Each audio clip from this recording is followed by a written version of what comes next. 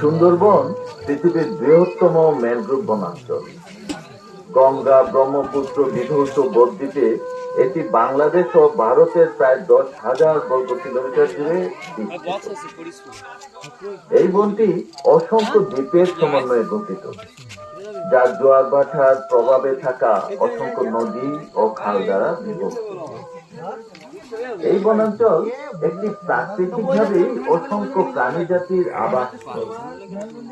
18 ভাটির দেশ বলে পরিচিত এই সুন্দরবনে বাস করে মানুষ খেকুব রয়্যাল বেঙ্গল টাইগার। 1666 সালে ফরাসি পর্যটক ও চিকিৎসক ফ্রাঁসোয়া বেরনিয়ে সুন্দরবনের বিস্তৃত নদীগুলো ঘুরে প্রথম এই বনের বাঘ সম্পর্কে লিখেছিলেন। সুন্দরবনের দ্বীপগুলোতে চলাচল করা খুবই বিপজ্জনক, কারণ প্রতিনিয়তই কেউ না কেউ বাঘের শিকারে পরিণত হয়। বলা হয় যে এই হিংস্র প্রাণীগুলো নৌকায় উঠে ঘুমন্ত মানুষ ধরে নিয়ে যায়, এবং স্থানীয় মাঝিদের মতে যারা দলের মধ্যে সব থেকে গেঁটা বা মোটা তারাই এই বাঘের মূল শিকার বস্তু। রয়্যাল বেঙ্গল টাইগার এখন একটি সংরক্ষিত প্রাণী। সুন্দরবনে এখনো 200 থেকে 300 বাঘ আছে। আমরা এখন আছি সুন্দরবনের কাছে রজত জুবিলি গ্রামে। এখানকার বর্তমান বাসিন্দারা 1915 সালের দিকে বাংলা এবং বিহার থেকে এসে এই বিপদ সংকুল পরিবেশে গড়ে তুলেছে। এই জনগোষ্ঠীর বেশিরভাগই দলিত বা আদিবাসী বংশোদ্ভূত কৃষক এবং জেলে। ধর্ম ও বর্ণ নির্বিশেষে এখানে হিন্দু, মুসলিম, খ্রিস্টান এবং সর্বপ্রাণবাদী সকলেরই বিশ্বাস। ওনারা বিশ্বাস করেন একমাত্র বন বিবি তাদেরকে বাঘের হাত থেকে রক্ষা করেন। অনুযায়ী এই অঞ্চল ভালোভাবে চিনেন এবং গ্রামবাসীদের সাথেও তার গভীর সখ্যতা গড়ে উঠেছে। তিনি প্রায় 2 বছর এই গ্রামে বসবাস করেন। এটি সুন্দরবন একটি ম্যানগ্রোভ বন, একমাত্র ম্যানগ্রোভ বন যেখানে মানুষ থেকেও বাঘ বাস করে। আর এই বনের সমস্ত গল্পে এই ধারণাটি রয়েছে যে যদি আপনি লোভী হন, প্রয়োজনের চেয়ে বেশি নিতে চান, তাহলে বাঘ আপনাকে আক্রমণ করবে।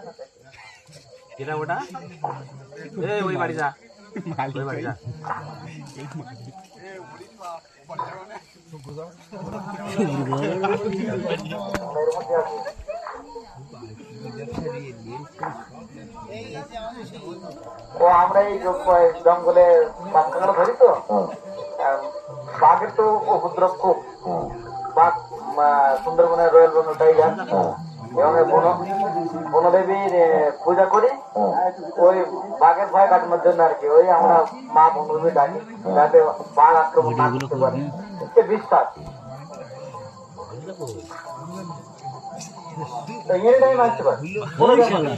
মাল বেরিয়েছে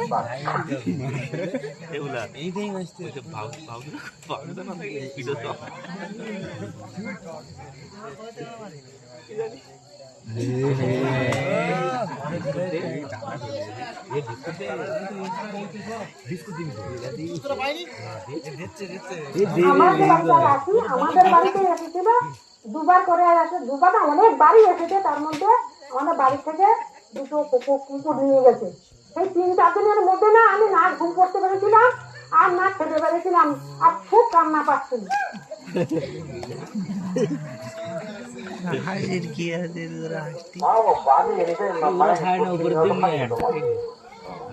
আমরা যাচ্ছি, আমাদের লাইফ দেখতে যাচ্ছি ওর এলাকায়, কাম করে করলে আমাদের কিছু করেনি। কিন্তু এখন ভয় নেই, কারণ বনবিবি আছে, সেটাই হ্যাঁ বনবিবি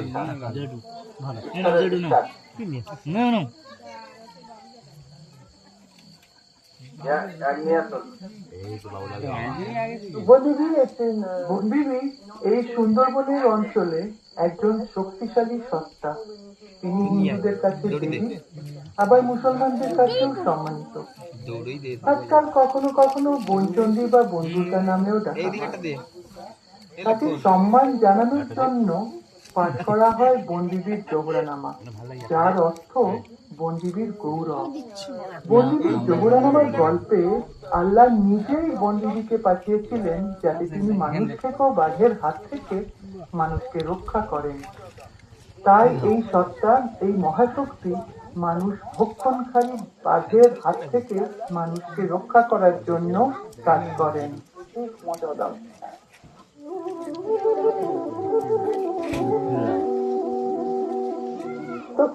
তাই দক্ষিণ রায় আক্ষরিক অর্থেই দক্ষিণ দেশের রাজা। সে সুন্দরবনের একজন রাক্ষস। সে একজন ব্রাহ্মণ থেকে ভয়ঙ্কর নরকেক বাঘ হয়ে ওঠে। লোভ তাকে আঁকড়ে ধরে এবং সে চায় বন শুধু তারই হোক।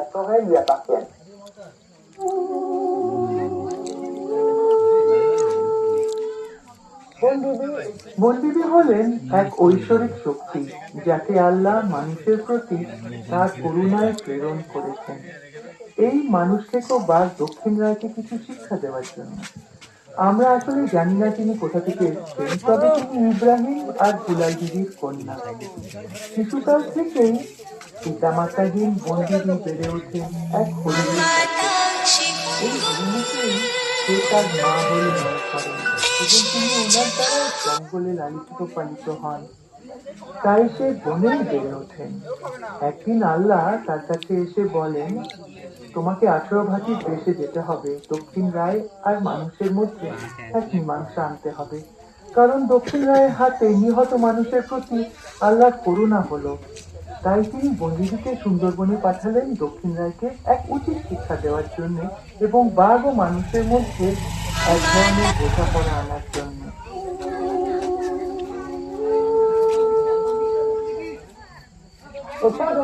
রাজঙ্গলী হলেন বনবিবির ভাই। আর যখন আল্লাহ বনবিবিকে 18 ভাটির দেশে যেতে বলেন, তখন তিনি তার ভাইকে নিয়ে গেলেন। তারা মক্কা ও মদিনায় যান ফাতিমার আশীর্বাদ নিতে। তারপরে চলে আসেন এই 18 ভাটির দেশে, যার আরেকটি নাম সুন্দরবন।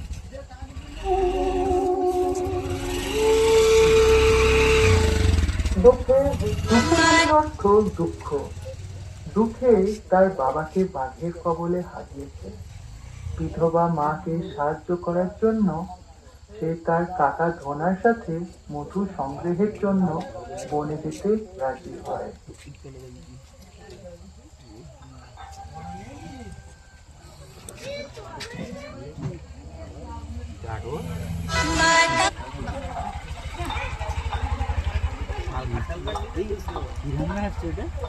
জঙ্গলে নিয়ে যায়, নিয়ে গিয়ে ওখানে ওকে নৌকাতে রাখে, বলে তুই রান্না বান্না করবে, আমাদের কিছু কাজকর্ম করে দিবি, সেইভাবে থাকে। কিন্তু একদিন দক্ষিণ রায় ধনা মন্ডলকে স্বপ্ন দেখায় যে তুমি যদি দুঃখকে যদি জঙ্গলে দিয়ে যাও, তাহলে তোমাকে আমরা মধু আরো প্রচুর ভর্তি করে দেবো, নৌকা ভর্তি করে দেবো। তখন নৌকা ভর্তি করে যখন বলো ঠিক আছে, ধনা দিতে রাজি নয়, তাও ওকে বললো যে যদি তুমি না দাও তাহলে তোমার নৌকা ডুবিয়ে দেবো। হ্যাঁ, নৌকা তুমি সবাইকে ডুবিয়ে দেবো, বাড়িতে যেতে দেবো না। দুঃখে কিন্তু ওই কথাগুলো শুনেছি। দুঃখকে রান্না করতে বললো, এই রান্না করতে বলতে কাজ নেই, তুমি যাও, তুমি কাজ নিয়ে এসো। তখন বললো চাচা আমি আজকে যাবো না, কাঠ আনতে যাবো না। তখন দুঃখকে বললো কাঠ আনতে যাবে না তো খাবি কি? রান্না হবে কি দিয়ে? তুই যা আগে কাজ নিয়ে আয়, নিয়ে আসলে তারপর রান্না হবে। তখন দুঃখকে জোর করে জঙ্গলে যখন নামিয়ে দিল, তখন বললো চাচা তুমি আমাকে জঙ্গলে দিয়ে যাচ্ছ? হ্যাঁ আমি জানি, আমি সব শুনেছিলাম। হ্যাঁ, তখন ওর চাচা কিছু বলছে না, কিছু বলারও তো নেই। তখন ওকে নামিয়ে দিয়ে ওরা যখন নৌকা ছেড়ে দিয়েছে, তখন ওই দক্ষিণ রায় এসে হামলা করেছে ওর উপরে। তখন দুঃখের মা বাড়ি থেকে যাওয়ার সময় বলেছিল, দেখ দুঃখে, আমি দুঃখিনীর মায়ের একটা মাত্র সন্তান, জঙ্গলে যাচ্ছি, আমি এখানে যেমন তোর মা, জঙ্গলেও তোর মা আছে। হ্যাঁ, তুই মা মা করে ডাকবে, মা জঙ্গলে মা বনবিতে আছে, যদি কোনো বিপদে পড়িস মাকে ডাকবি, বনবিবি বলে ডাকবি, দেখবি তোর কাছে আসবে। তখন ওই যখন বিপদে পড়লো, যখন বাঘ এসে যখন ঝাপতে পড়ছে, তখন একটা বিকট একটা শব্দ করে যখন আসছে, তখন ঢুকে মা মা করে তখন চিৎকার করছে, মা তুমি আমাকে বাঁচাও, তুমি আমাকে বাঁচাও। তখন বনবিবি এসে এবং সাজন বলি এসে ওই ঢুকেছে বাঁচায়, বাঁচিয়ে ওকে কোলে করে নিয়ে যায় আর দক্ষিণ রায়ের সঙ্গে যুদ্ধ করে। পরাজিত হয়ে দক্ষিণ রায় পালিয়ে যান বন্ধু গাজীর কাছে। গাজী একজন ইসলামী সুফিজি ছিলেন। তিনি দক্ষিণ রায়কে পরামর্শ দেন সেজন্য বনবিবির কাছে ক্ষমা প্রার্থনা করে তাকে মা বলে ডাকেন। বনবিবি দক্ষিণ রায়কে ক্ষমা করে পুত্র হিসাবে গ্রহণ করেন, যেভাবে তিনি দুঃখকেও নিজের পুত্র হিসাবে গ্রহণ করেছিলেন। বনবিবি তার দুই পুত্রকে বলেন, এখন তোমাদের অপরের প্রতি দায়িত্ব আছে। তোমাদের এখন থেকে বনের সম্পদের পাশাপাশি সম্প্রদায়ের দুর্বলতম সদস্যদেরও দেখাশোনা করতে হবে। এটি হলো বনবিবির গল্প। এটি মানুষ ও প্রাণীর মধ্যে মিলন, সম্প্রীতি এবং সহযোগিতার গল্প। কারণ এখানে সুন্দরবনের এঁকে বেঁকে বয়ে চলা নদী আর নৌকোগুলো কখনো গ্রামের কখনো বনের মাঝে দিয়ে বয়ে চলে বলে বন এবং গ্রামের মধ্যে কোনো প্রকৃত বিভাজন নেই।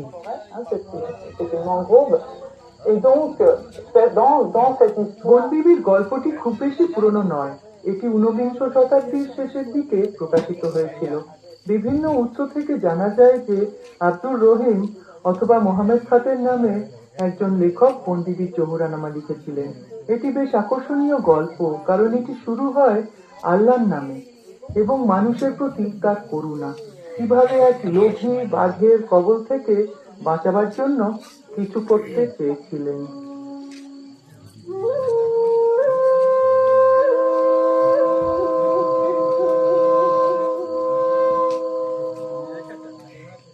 আল্লাহ পাক পরোয়ার সৃজন পালন, যার কৃপা তার অসীম সাগর, তার তারিফের বাণী আমি কি কহিতে জানি, এমন ক্ষমতা কোথা মোর।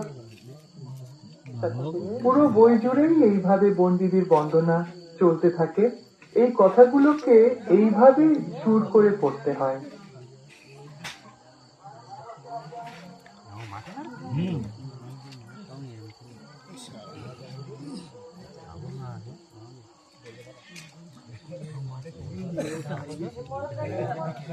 প্রতি বছর বাঘের আক্রমণে বনে অনেক মানুষ মারা যান।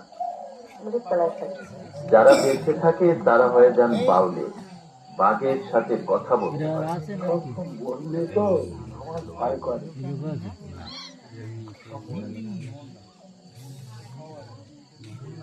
এরকম খালের খোলে ডালটা জামিনে যে ওখানে মুড়ো আছে, ওই নালার ভেতরে মুড়ো আছে, ওই মুড়ো গাছটা খাওয়ান মারেছি আর বাঘ আছে ওই গাছটা গামদে পুড়ে পুড়েছে। তা আমি এইরকম বাঘ ওই রকম আমি ওই বাঘ দিকে ওইভাবে গিয়ে ওই জলের মধ্যে গিয়ে পড়লি আমার উড়ো পর্যন্ত মানে গাড়ি দিস, আর এই হাতের বাউ পর্যন্ত এত রাত গাড়ি গেছে। আমি আর নড়াচড়া করতে পারতেছি, বাঘ পুড়ে হা হা হা হা করছে, আর আমি মা বন্ধুবি মা বন্ধুবি মা বন্ধুবি বলে হাত দিছি যে আমার উদ্ধার আমার রক্ষা করে না মা, আজকের এই দুষ্ট আমার খেয়ে যাবে। আর ওই মা বন্ধুবি ডাকিছি আর ওই ট্রেনিং করলাম ডাঙা জমিতে ধটপট ধটপট করে দৌড়ো। গ্রামে থাকা মহিলাদেরও স্বামীদের সুরক্ষার ক্ষেত্রে ভূমিকা রয়েছে।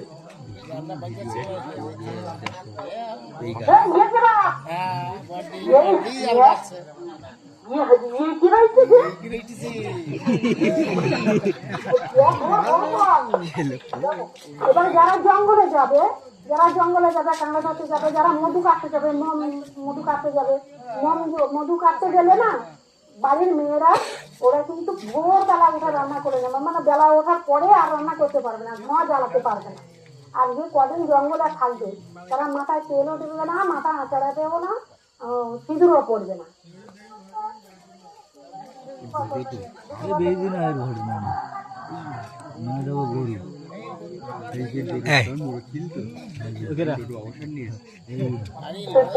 এই অঞ্চলটিতে হিন্দু, মুসলিম, খ্রিস্টান এবং সর্বপ্রাণীবাদীরা বাস করেন এবং অনাদিকাল থেকে তাদের এমন কিছু আচার ও রীতিনীতি পালন করে এসেছেন যা ধর্মের বেড়াজালে অবদ্ধ নয়। আর বনবিবি হলেন বনের সাথে সম্পর্কিত দেবী বা ঐশ্বরিক সত্তা। তার বনবিবি নামের অর্থ বনের নারী। তিনি বাঘের হাত থেকে রক্ষা করেন। যারা বনে যায় তারা যেই ধর্মের হোক এবং বিপদে পড়লে মা বনবিবিকেই ডাকেন, উনি সব থেকে রক্ষা করেন। আজকাল বনবিবিকে অনেকটাই হিন্দু ধর্মের আলোকে দেখা হয় এবং হিন্দু রীতিনীতির নিয়মে পূজা করা হয়, যেমন কখনো কখনো তাকে চণ্ডীপাঠ সহ পূজা করা হয়।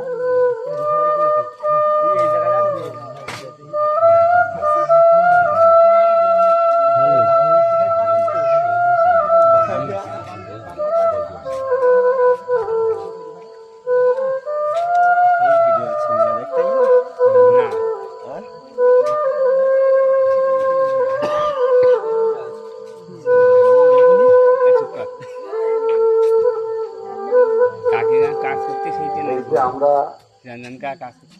হিন্দুদের ঘরে ঘরে যে বনবিবি মায়ের পুজো করে থাকি, তো বিবি শব্দে তো মুসলমান হয়, তো আমরা কেন হিন্দু হয়ে মুসলমানের এই পুজোটা করছি?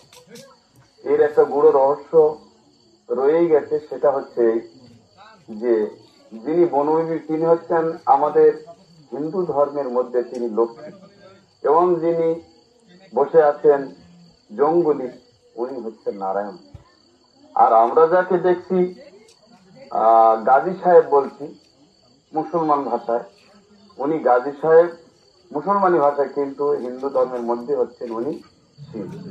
হ্যাঁ, মুসলমানি নাম তো এখনো রয়েছে, তবু হিন্দুরা যারা আমরা পুজো করছি তারাও অনেকে জানেন না যে হিন্দুর দেবতা বা ঈশ্বর তিনি এই যে লীলা করতে এসেছেন, একটা যুগে যুগে এক এক রকমের লীলা উনি করেন, সে অনুপাতে এরকমই একটি লীলা সুন্দরবনের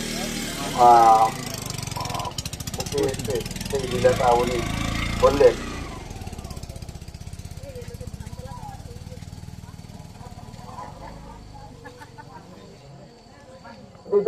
উভয় পক্ষের মৌলবাদীদের বনবিবিকে নিয়ে একটি বড় সমস্যা রয়েছে। হিন্দু পক্ষের লোকেরা বলে আমরা কেন একজন মুসলমান দেবীর পূজা করছি, আর মুসলমান পক্ষের লোকেরা বলে না, আমাদের আসলে বনবিবির বন্দনা করা উচিত নয়। যখন আমি বাংলাদেশে ছিলাম তখন আমি কিছু মুসলমান পরিবারকে জিজ্ঞেস করেছিলাম, তারা যারা এখনো বনবিবিকে শ্রদ্ধা করেন তারা বলেছিলেন আমরা হিন্দু রীতিতে পূজা করি না বটে, কিন্তু আমরা তাকে শ্রদ্ধা করি। তারা পূজা এবং শ্রদ্ধা করার মধ্যে একটা পার্থক্য করেছিলেন।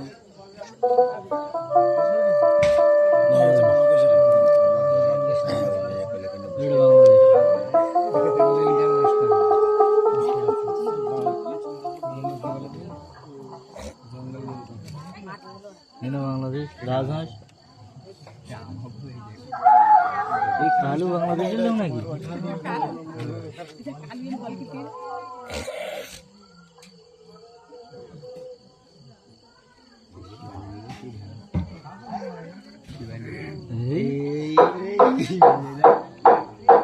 প্রতি বছর জানুয়ারির মাঝামাঝি সময়ে গ্রামের বাসিন্দারা বনবিবির বার্ষিক পূজার আয়োজন করেন। এই সময় অনেক বাড়িতে বনবিবির বেদিগুলোকে নতুন করে সাজিয়ে তোলা হয়, পুরাতন মূর্তিগুলোকে সরিয়ে নতুন মূর্তি স্থাপন করা হয়। গ্রামের ঘরে ঘরে এবং পথের ধারে বনবিবির মূর্তিগুলোকে নতুন করে স্থাপনের পূর্বে সুরঞ্জন ও তার শ্রী উষা মূর্তিগুলোকে চুরির শেষ হওয়া দেন।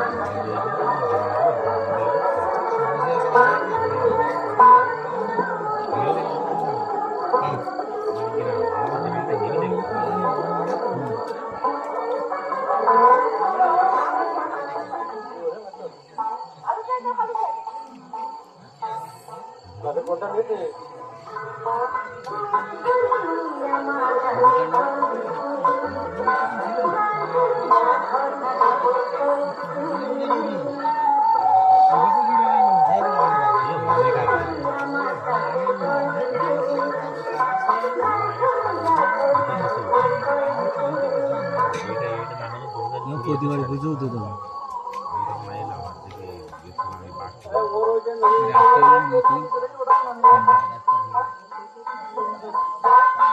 আমার রস হয়ে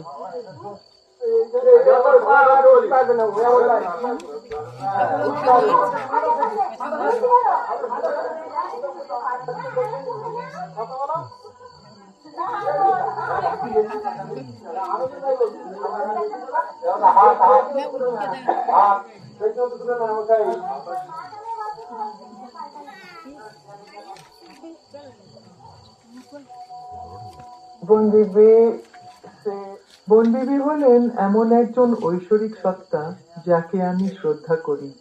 তিনি আমার কাছে এক আলোর মতন, যা আমাকে এই পৃথিবীতে পথ দেখান। তিনি আমার এখানে দেখাশোনা করেছেন, রক্ষা করেছেন। তিনি এমন একজন দেবী যিনি আমাদের পরিবেশ, আমাদের পৃথিবী কিভাবে সহাবস্থান করতে হয়, জীবজন্তুদের সাথে কিভাবে একসাথে থাকতে হয়, বিভিন্ন সম্প্রদায়ের সাথে মিলেমিশে থাকা, সে সম্পর্কে ভাবতে সাহায্য করেন। এই কারণেই তিনি এত গুরুত্বপূর্ণ।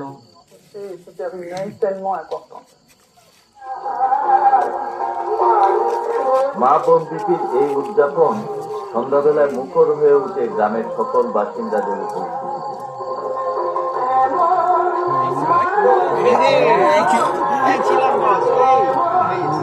কিন্তু আমাদের এখানে যারা জঙ্গল করে তারা কিন্তু পুজোটা করে, বন্ধুদের মানে মূর্তি তুলে পুজোটা করে। এবার সেখানে পুজো বলতে কি ওর জৌরনামা পড়া হয়।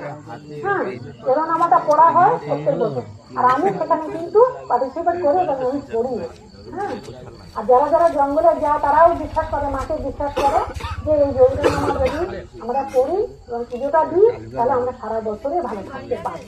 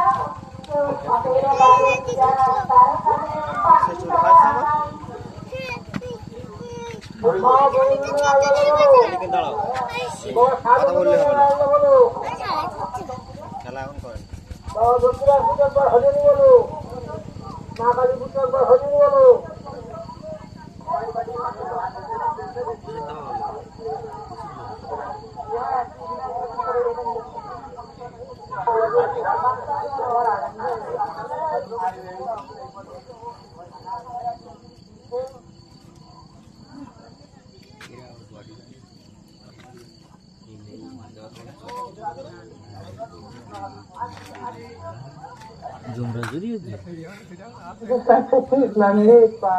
বাংলায় বন্দিবী এবং অন্যান্য লৌকিক দেবদেবীর বন্দনা আনা সমন্বয়বাদ দুই বাংলার ধর্মীয় মৌলবাদীদের পছন্দ নয়, কিন্তু বন জঙ্গল নির্ভর মানুষদের কাছে বনবিবি প্রকৃতি আর মানুষের মধ্যে আর বিভিন্ন সম্প্রদায়ের মধ্যে আনেন শান্তি ও সহানুভূতি। বৈশ্বিক উষ্ণায়ন ও সমুদ্রপৃষ্ঠের উচ্চতা বৃদ্ধির সাথে সাথে সুন্দরবনে বাঘের আবাসস্থলও কমে যাচ্ছে। যদিও বাঘের আক্রমণ অনেকটাই কমে গেছে, কিন্তু বাঘের প্রতি মানুষের ভয় এখনো সুন্দরবনের বাস্তুতন্ত্রকে টিকিয়ে রেখেছে। সুন্দরবনের বাঘ আর সুন্দরবনের রক্ষক বনবিবি আছেন বলেই সুন্দরবন এখনো বেঁচে আছে।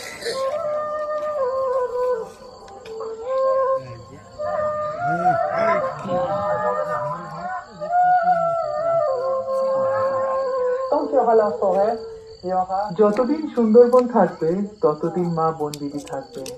হাতির পিঠে চড়ে ব্রিটিশরা সুন্দরবনের বাঘ শিকার করতে পারেনি, তাই এখনো বাংলাদেশে আর পশ্চিমবঙ্গে মিলিয়ে 200-300 বাঘ রয়েছে।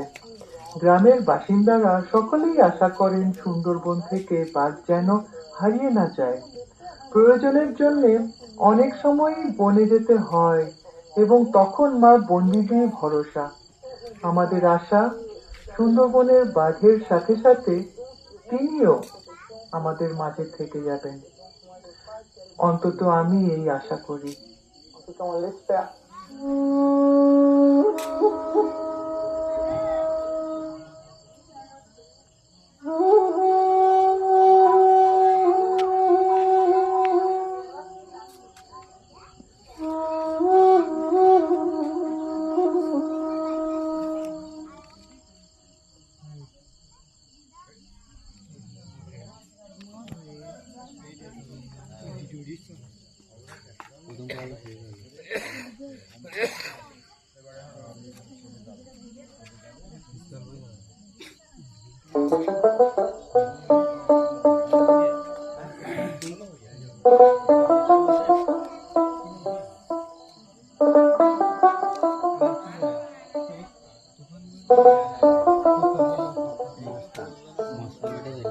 রিফিউজি